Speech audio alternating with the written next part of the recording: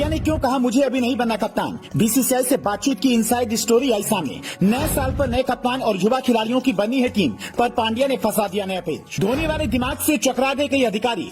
रोहित विराट को लगा था इसे मनाना आसान होगा।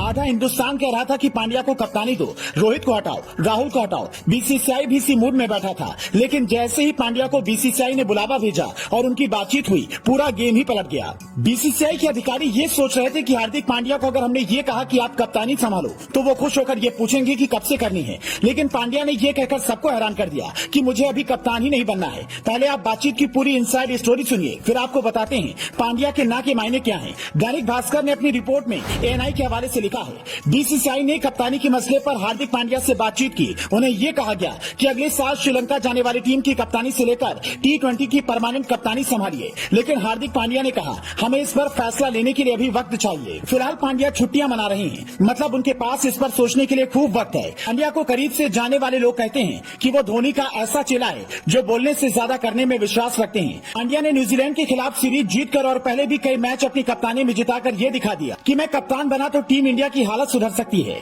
लेकिन वो फिलहाल इन दो वजहों से तुरंत हाँ नहीं करना चाहते हैं। पहली वजह, हार्दिक पांड्या तुरंत हाँ करते तो रोहित को ऐसा लग सकता है कि हमारी कप्तानी छीनना चाह रहा है। ये गलती विराट से कप्तानी छीने जाने के बाद रोहित शर्मा ने की थी, जिसके बाद दोनों के बीच लंबे समय तक मनमुटाव की खबरें भी आईं। दूसरी वजह, धोनी के कहने पर पांड्या ने ये कहा हो कि थोड़े दिन ठंडे दिमाग से सोच लेता हूँ, खुद को इसके लिए तैयार कर लेता हूँ, क्योंकि किसी किसी मैच में कप्तानी करना और परमानेंट कप्तानी करना दोनों अलग अलग बातें हैं।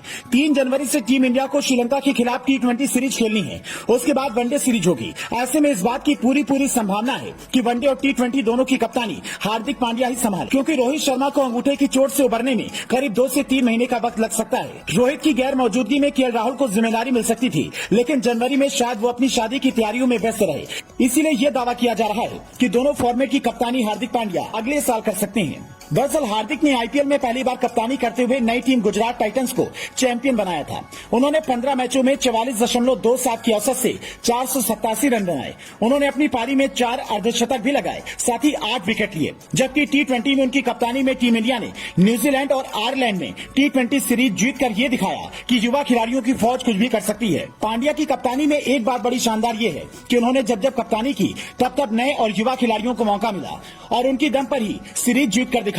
इसीलिए पांड्या ने भले ही अभी वक्त मांगा हो, लेकिन भविष्य में जब भी कप्तान बनेंगे ये तय है कि उनकी टीम में सिर्फ सीनियरिटी के आधार पर कोई खिलाड़ी नहीं होगा, बल्कि धोनी के युग में जैसे कई सीनियर खिलाड़ी उनसे नाराज हुए, वैसे ही पांड्या से भी शायद होंगे। Bureau report, news flash.